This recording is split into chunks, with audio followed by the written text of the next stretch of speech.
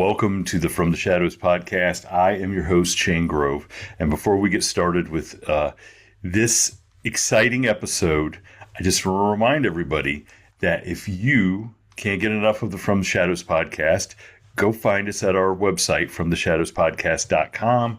You can find links to all of our social media, Instagram, X, Facebook, all the stuff. Go to our Patreon page. Go to our store, order an Ozark Howler t-shirt. I mean, who doesn't want one of those for Christmas? Anyway, you can also hit the contact button. Send me an email if you have a sighting or an experience that you would like to share and maybe come on the show and talk about. Or just send me an email and say, hey, what's going on? If you want to get a hold of me through social media, you can find me at Shane Grove Author on Instagram, or you can just find me on Facebook, send me a message. Any of those places is perfectly fine. In fact, that is what today's guest did, is send me a message on Facebook. And I'm pretty glad he did, because I got to be honest, going into this interview, I don't even know. Usually when I go into an interview, I have an idea of what I'm going to title it. I kind of have an idea. I don't even have an idea what I'm going to title this interview. And then John, who's coming to us from the middle of Oklahoma, just happens to be sitting in a cemetery doing this to do this interview, which we won't be able to see because he's asked to remain anonymous. So before anybody complains, you're not going to be able to see his face. But man, he's a good looking dude. You guys are going to be disappointed. The women are going to be disappointed they didn't get to see you. But welcome to the show, John. Thank you. Long time listener. And I just want to say I appreciate all the shows that you do. I know you take time out of your day for it. Well, I thank you so much. It's a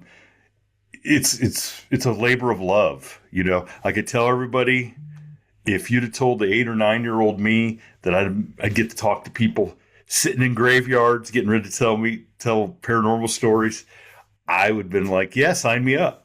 Like I wouldn't have wasted time going to college. I just jumped right into it. Well, it's a beautiful day out here in Oklahoma. Yeah, so I'm here for it. It looks beautiful. So you kind of sent me a message that you had some paranormal stuff that you kind of wanted to talk about. And I'm not lying when I tell everybody I know some of the stuff. I don't know all the stuff. So I'm going to be like you listeners, learning some of this and hearing it for the first time. So I'm kind of excited. So John, let's start with some of your earliest remembrances of what crazy stuff has happened. Well, the earliest one, I don't remember because I was a child, but my mom tells me a story about some cards that she got from a friend that was a Satanist. And he had a dad that was a preacher, so I guess he was just a natural rebellious type. And he went to Egypt with him and got some kind of handmade cards, like they were either like tarot cards or like just some kind of playing cards. But my mom said that he gave her one that had Marduk written on it, and she like kept it for a little while, like kept it around the house and stuff, and then she started getting weird feelings.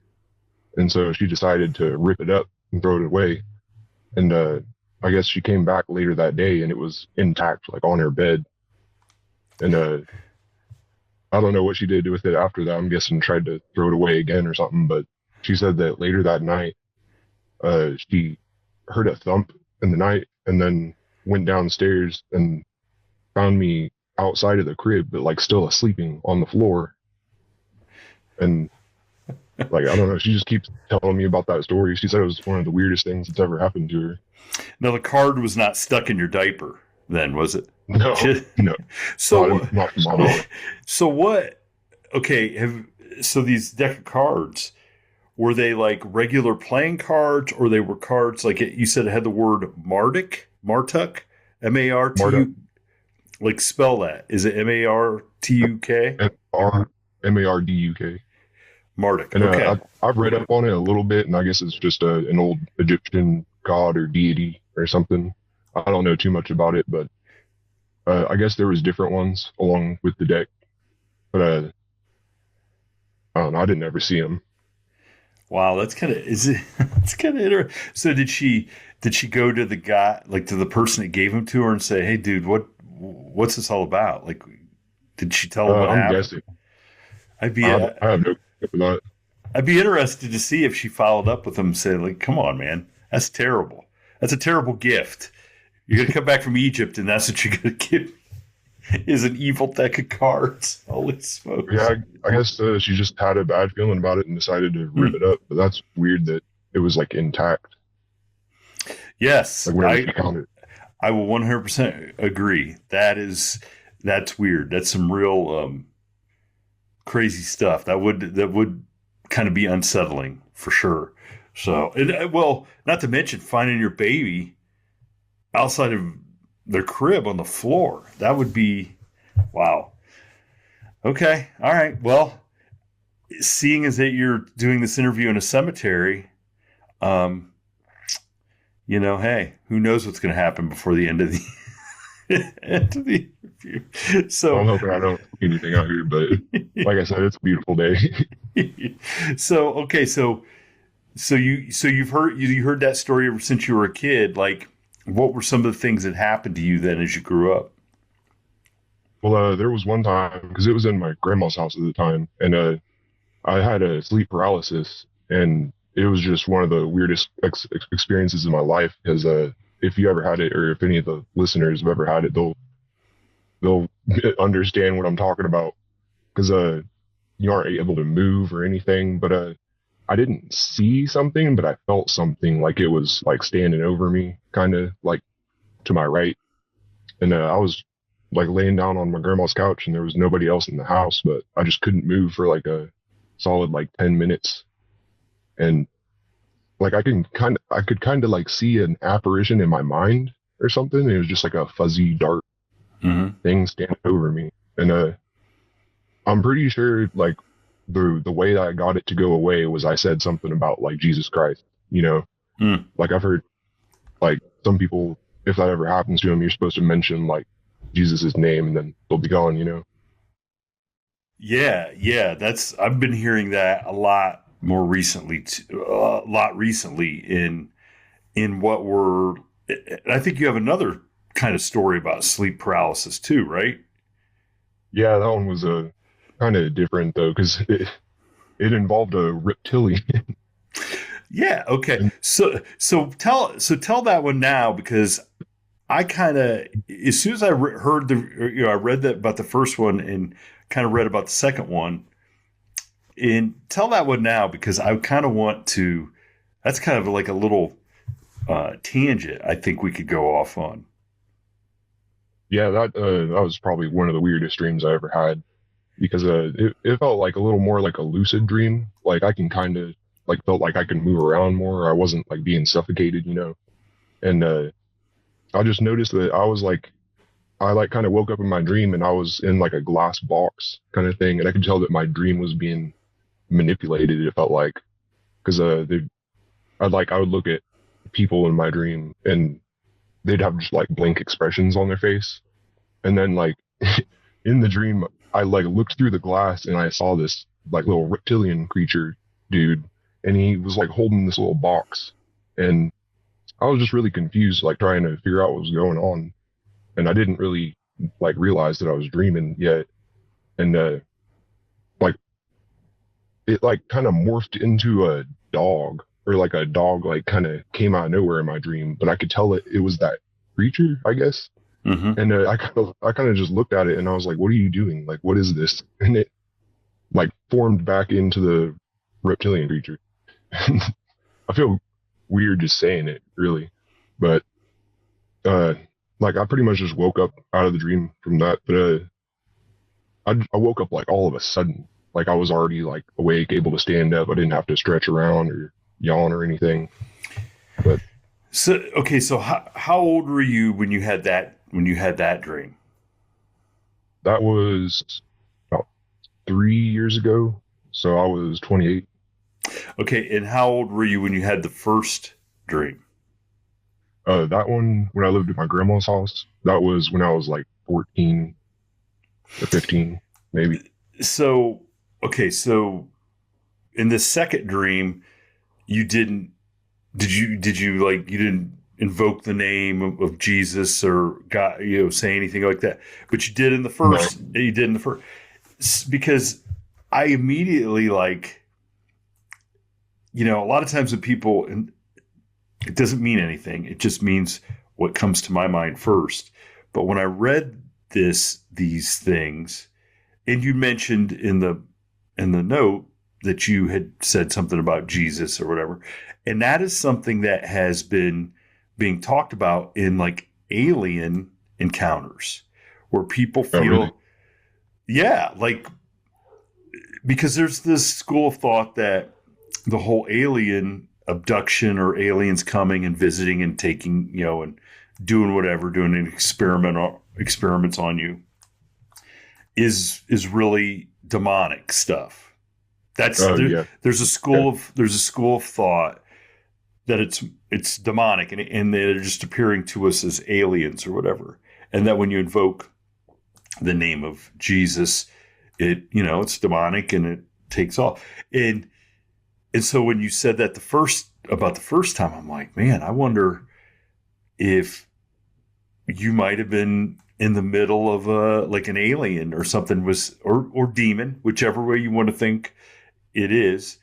Is there That felt like it might have been a little more demonic a because little? I think it might have had something to do with the card, but I don't really know. But after that, I told my grandma about it, and she did like a blessing on the house. She prayed over it and put like a little scroll on the outside that had some prayers on it, and nothing like that Hmm? ever happened again. Oh, that's interesting. Okay, so you didn't feel like both of these events were tied together at all. It didn't feel like that, or did you not No, even think? not the dreams. The first one felt it was definitely sleep paralysis because you couldn't move or anything. But the second one, I feel like I had a little more control. I was able to like move around a little bit more. Yeah, because the lizard guy had you in a box. Yeah. He's letting you move around. That's kind of, I mean, that's immediately kind of what I was like, man, I wonder if somebody's been visiting you and doing some stuff. You know what I'm saying? Like, um, I don't know. That's just what I thought. So it's interesting that those two, you had those two experiences, but yet you don't really think that they maybe are even connected in any way.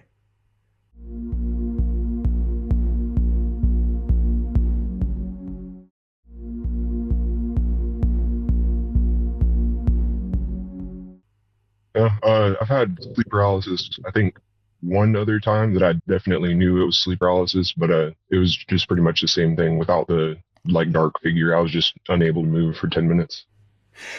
And so I mean, I've never experienced it, and I've talked to some people who've experienced. So it's literally like you're asleep and you wake up from being asleep and you just can't move. Yeah, like the second time I had it, I woke up like all sweaty, like I was just ready to like be out of it. And so what kind of, in those instances when you're like that, like what what's the trigger that kind of snaps you out of it? I guess you just kind of have to wait for it to be over with. Hmm. It sounds gruesome, and it is, but Yeah, it's just horrible. It's torture, really. it would, to me it would be like my biggest fear is like being enclosed in something, and the Yeah, and it's not kind of what and it is. yeah, yeah, not being able to move would be similar to that without the, you'd be like so, it's kind Yeah, of you feel feel like, very constricted. see, I'm gonna start sweating thinking about that. That's, holy smokes. Okay, so you have this first sleep paralysis when you're 14. And then you have another one. What's some of the other stuff then that you've experienced? Well, paranormally, uh, the main part of the reason why I didn't want to like have my face on here and people see me and know me is because this happened on Indian land here in Oklahoma, and I just don't want to air anybody's dirty laundry. I don't want people like going out and looking for the place and stuff. But I was at my buddy's house, and I think I was around 16 at the time, and we were out smoking cigarettes because we're not supposed to. So we went on the edge of his house so his parents couldn't see us, and we were just standing there in the moonlight, and something tall and dark just ran by us really fast, like tall, dark, and skinny. And like I heard the footsteps for it, and it was really fast, like really fast and really light. And it was just all of a sudden, like it just seemed like it was checking us out for a second or something. But I kind of looked towards him, and I'm pretty sure he might have like knew what it was, or maybe seen some other weird stuff out there, because he kind of shrugged it off. And I was like, "What was that?" And he was like, I don't know. Let's go back inside." And like every time I think about that, it just freaks me out because I work night shifts, and I have to drive by that place every night. And every time I do, I just think about it, or I like look in the trees a little bit, see if I can see something. So, so was there any features that you could pick out of that? Or, I mean, like, like what? It was all skinny and white, and maybe like a little bit taller than me, but yeah, just tall, skinny, and either dark or like dark gray, maybe. I don't know, it was only like the moonlight that we saw it off of, And how close did it run past you? like right in front of my face, because there was a trail that we were kind of standing by that goes around the edge of his house, and we just like heard the footsteps and saw it. I looked at him. I was like, "What was that?" And he was like, "I don't know. Let's go inside." So I had a feeling that he might have seen some other weird stuff too, because recently I had a friend that's also been out there back in the day with the same guy, and they said that they were in a separate little off house, like a little shed kind of place, and he said that he looked up, and in the other room he saw on the coffee table a fox with yellow eyes, and it was just kind of glaring at him or something. What? What? So inside this house, or inside this building, he sees this alive, like, fox. Yeah, a live fox just sitting on the coffee table, just glaring at him with yellow eyes. That's what he said. And it's the same place as where I saw whatever I saw. Did he say what the fox did? Like, did it take off, or did it just hang out there? Or I mean, that's look. I gotta I be think honest. You guys need to stop hanging out with this guy. yeah, we did. I haven't seen him in a while, but I know he's still around. What? Yeah, So you said this was Indian, like was he supposed to be there? Like, is it a place yeah, that like yeah, he lives there? Or?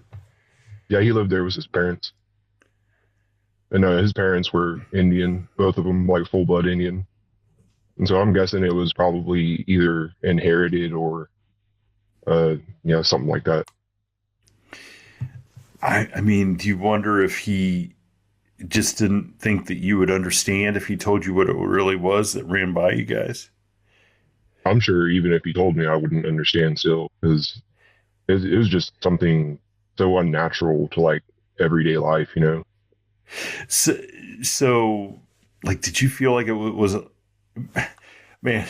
Did you feel like it was more animal, more spiritual, more human like? I mean, if you It really was definitely human like because it was on like 2 feet, but it was animal like because it was a lot faster than anybody could run that I know, and it had really light footsteps, just like, you know. it's it's so. Do you think like did it even know you guys were there? Oh yeah, it definitely did. I'm guessing it. I thought about it, and I'm pretty sure it probably smelled the cigarette smoke, and then went to go Uh check it out, and saw us, and just ran past us. wow. I'm at a loss for that. So it didn't make any noise other than just the sound of its footsteps running by. Yep, Holy and it was smoke! either as tall as me or a little bit taller than me, and it just looked like a stick figure. Like that's all I saw. Hmm. I'll be super interested to. Man, I think I know what to title this episode episode now. But I'll be super interested to see what people believe.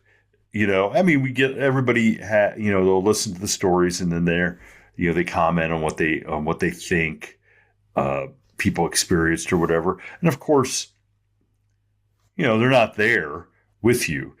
I'm always more interested in the people who have had similar experiences and say, yeah, I'm in Oklahoma. I've seen this thing. I've heard about this.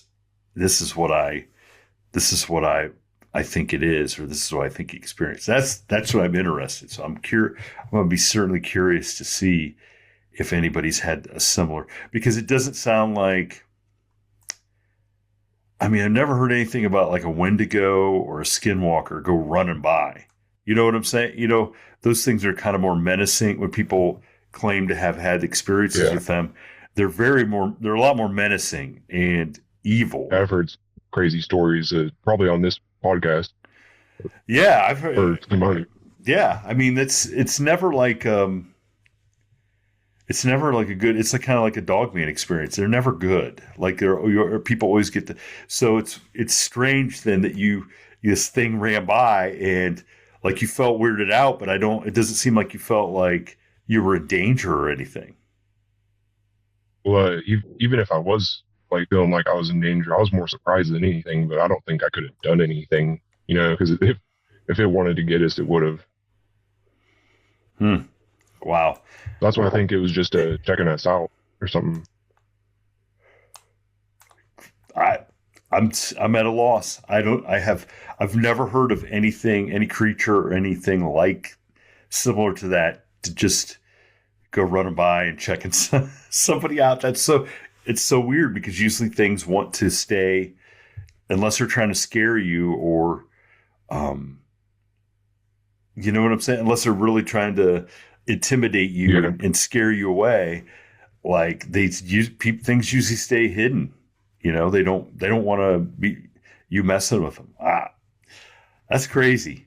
That's crazy. I would have never guessed. I thought for sure this was a Bigfoot or something. I don't even know what this is. They just. I don't know what it was either. I don't want to give a certain name to it because I guess you're not supposed to say some names. Yeah. I get you. Now, have you ever been tempted to go back to this guy and say, "Look, dude, no, no, absolutely not." Not even to I ask. drive by it, but that's the closest I'll get. But I'm saying, have you ever been tempted to go back to the guy you were with and just say, "Look, man, it's been a while. What was that?" Yeah, I've been thinking about asking him, but no, I just can't bring myself to do it because even if he did tell me what it was, like I don't even know if I want to know. Hey, slip his phone number across the desk to me. I'll call him up and ask him what it was. Wow. Okay. So that happens. I really, the whole thing about the fox being real animals like that don't just come in, like, especially a fox, like, unless it's a pet, like we've had pet foxes on our farm and they're somewhat, you can somewhat tame them and stuff. Like that is so random.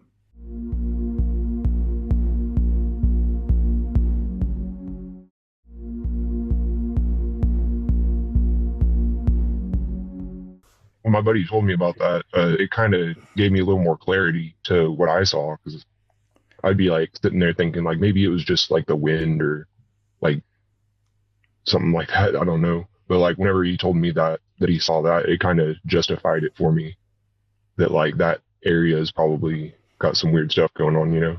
Like something was presenting itself as this animal, as this fox, but really wasn't this fox. It's kind of like, is what it sounds like to me. But I don't know. That's like, if I was you guys, I'd go back and talk to this. I'd say, hey, look, let's go have lunch. What the heck is going on out there? Because I don't know, man. I would want to know for sure. um, especially as much as Yeah, I might do that. yeah. I mean, it would be super, especially if he wasn't like too weirded out about it at the time. And hmm, Yeah, that's why I think he knows like some about it because he just kind of brushed it off, and I think he did the same thing with whenever my friend saw the fox. wow. Wonder what other stories that guy's got to tell for sure. Holy smokes! So okay, so that happens. What happens next? I don't even know if you can top this. But what happened? What happened next? Uh, Other than those stories, I've seen a few ghosts, and then I saw a a dead friend that had died the previous day in a dream. And we had just gotten back from the funeral, and we fell asleep in my buddy's house because he didn't live too far away. And in my dream, I saw this girl like kind of just laying by me, and then just like with a blank expression on her face. And I like tried to grab her in my dream, like I tried to say like, "Do you know you're dead?" or something. And the blank expression went to like a kind of a mad look or something. I don't know. I've had a lot of weird dreams, I'll tell you. But that one was Okay. probably one of the more sadder dreams. And I that's now that's interesting because I can't remember. I just heard another story about the same thing, like people coming back from a funeral and the person kind of presenting themselves to them, and I don't know, man. I think I've talked to I've talked to so many people when it comes to dreams, and it's almost like it's a state subconsciously that maybe our consciousness goes into another realm without our physical body, like maybe the realm that we actually go to when our physical bodies expire, and Mhm. you're kind of living another life. And it's like you wonder, like, did your consciousness go to where she was now, and was she mad that you were not really there with her, and that's where I don't know. There's Yeah, too much. You hear too many things to just brush it off as just having a dream. yeah. And what makes that dream a little bit weirder is one of the other guys I was with that stayed the night with me at the house. He said that he had a dream too that he saw her in the doorway. And like I told him about my dream, and he just kind of looked at me weird, and he was like, "No way," because I had a dream that she was like looking at us through in the doorway. Wow. Like, it's like, did she visit you guys? You know what I'm saying? Like, That's and kind of what I'm hoping, but it could be a subconscious thing. But hmm, if so, then me and him both had a subconscious thing. that's I don't know, man. Maybe you guys were on the same frequency at that time because of the events and your feelings and stuff, and maybe you guys are able to tune into the same. I don't know, man. Remember, you're in a cemetery right now. I don't want to listen again. So tell me about these ghost stories then. Well, the other only ghost experience I had was I was with a buddy just hanging outside of an apartment, and he used to tell me about three demons that followed him or something, and like it wasn't the same night, but a different night we were just sitting there, and three apparitions just floated in front of our car, like really fast and like kind of leaning forward, and I kind of looked at him. I was like, "Did you see that?" And he was like, "Yeah, let's get out of here." And then while we were driving away, he was telling me about the demons again. He was like, "Yeah, I'm pretty sure I have three demons following me." I'm like, "Great, dude."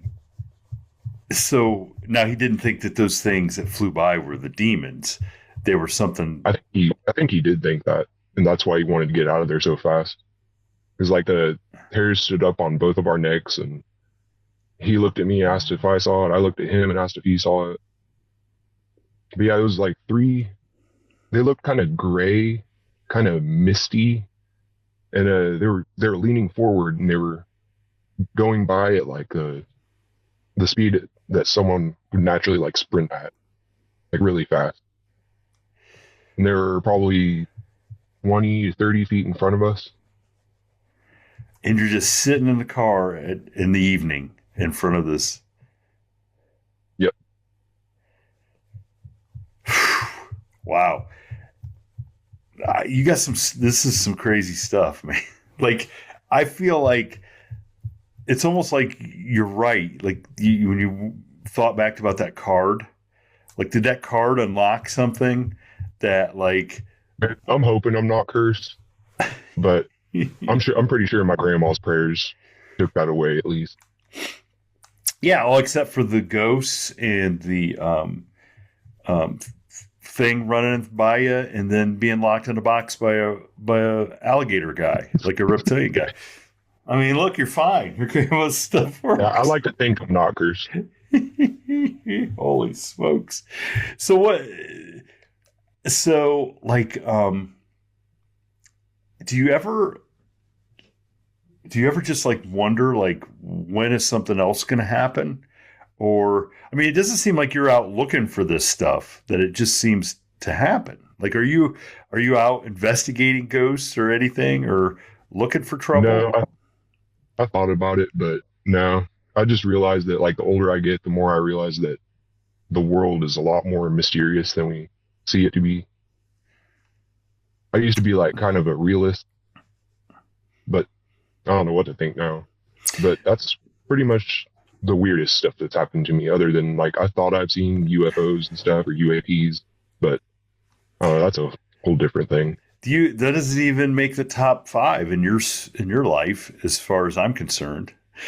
You know, and you say, like, you thought you were a realist, but the problem with being a realist is, if you don't know what's real, how can you have the baseline? You know what I'm saying? When you're experiencing stuff that most people would tell you, man, that doesn't exist. You know, or that can't happen. But listen, you're here telling me matter of factly, okay? I mean, your identity is hidden, so it's not like you're trying to gain fame, and you're just telling me these stories. And it's like the average person would say, oh, that stuff doesn't have, I mean, you seem like an average Joe to me. You know what I'm saying? So I think people think this sort of stuff happens to just about everybody. It's just a matter if you're open to realize it's happening, you know? Yeah. And hopefully this makes, like, some other listeners contact you, tell you about some stuff that they've seen. Because I know I haven't seen the weirdest stuff. I've heard some stories. No, and again, I'll reiterate, I would love to hear from anybody, especially in Central Oklahoma, that has experienced. If they've seen us. Yeah. If they saw whatever that was running by it, like, if they have an idea, man, I'd love to hear about it. And if you get a hold of the guy and you sit down and you talk, man, I want to hear about it. I definitely want to hear about it. All right. Yeah, I'll try to get a hold of him for you. That would be awesome. So, well, John, thank you for reaching out. I know it's sometimes not easy to talk about this stuff, but like you said, it's important to share some of these experiences, because I think it makes other people feel a little less crazy when they hear that other people are. Yeah, it feels good to just get it off my chest. No, and look, you're so young. I think you're probably in line for a bunch of more crazy stuff. I gotta be honest. Man, I hope not. Don't say that. I'm in a cemetery. All right, man. Well, I appreciate you reaching out and telling these stories. Yeah, no problem. I appreciate you, man.